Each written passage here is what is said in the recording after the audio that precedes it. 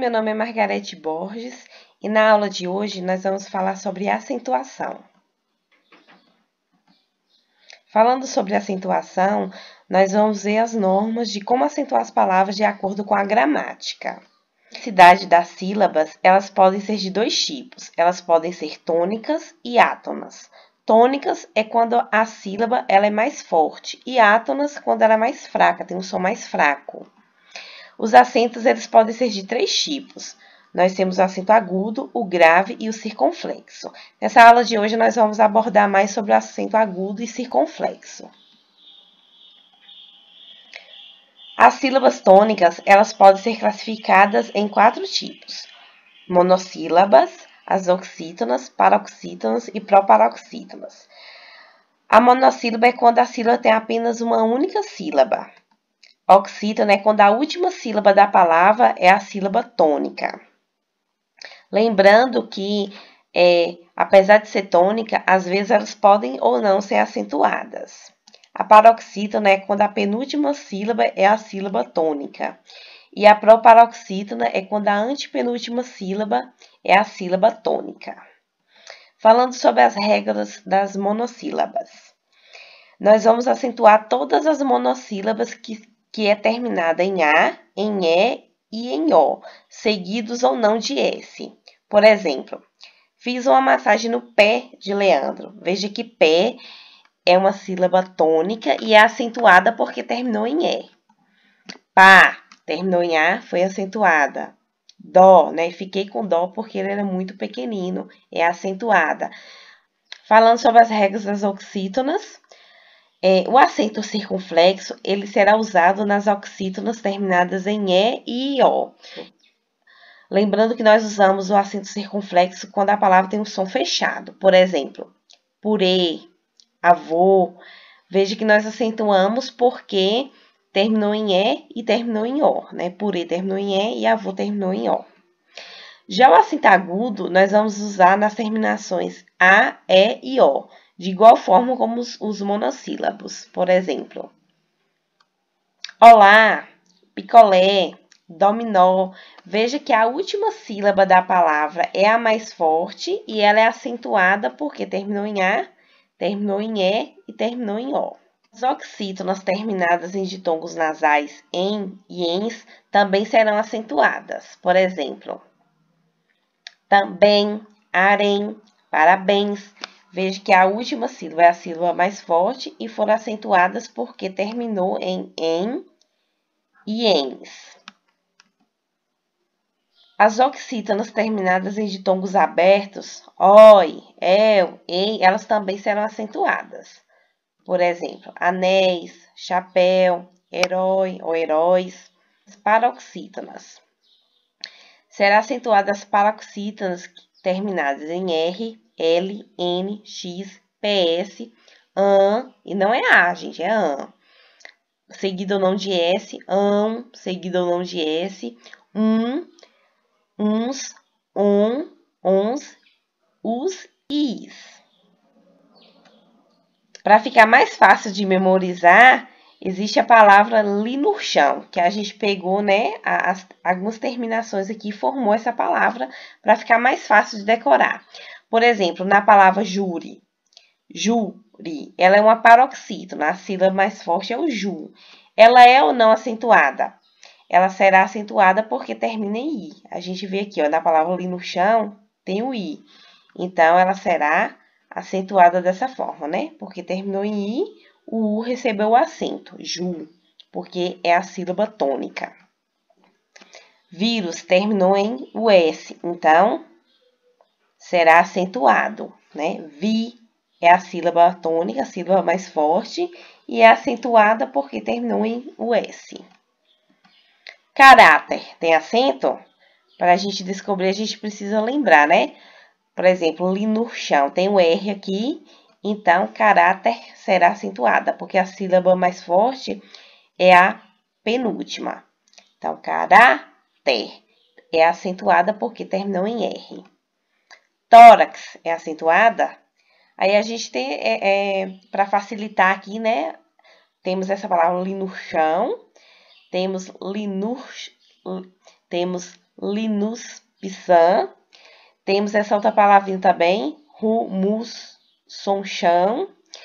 E também as paroxítonas terminadas em ditongo. Então, tórax, ele entra aqui, ó, X aqui. Então, ele é acentuado, tórax.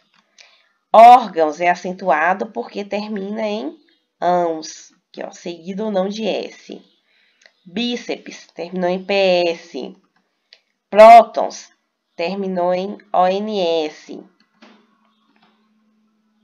Já os ditongos abertos, OI e EI, eles deixaram de ser acentuados. Por exemplo, joia, terminou aqui em ditongo. Então, deixou de ser acentuado. Nós escrevemos agora assim, joia sem o acento. Geleia, tinha o ditongo aberto. Então, hoje em dia, não se usa mais o acento. Se escreve geleia, sem acento. Assembleia, antes era acentuada. Hoje perdeu o acento. Ideia, terminou em ditongo aberto, também deixou de receber o acento. Só que as vogais I e U, que são precedidas de ditongo, por exemplo, feiura, deixou também de receber o acento. Por exemplo, feiura era precedida de ditongo, hoje em dia não se usa mais. Baiuca, hoje em dia também não se recebe mais, né? Porque o U que antes era precedido de ditongo, hoje não usa mais. Falando sobre as regrinhas das proparoxítonas. É a mais fácil, né? Todas são acentuadas. Por exemplo, abóbora.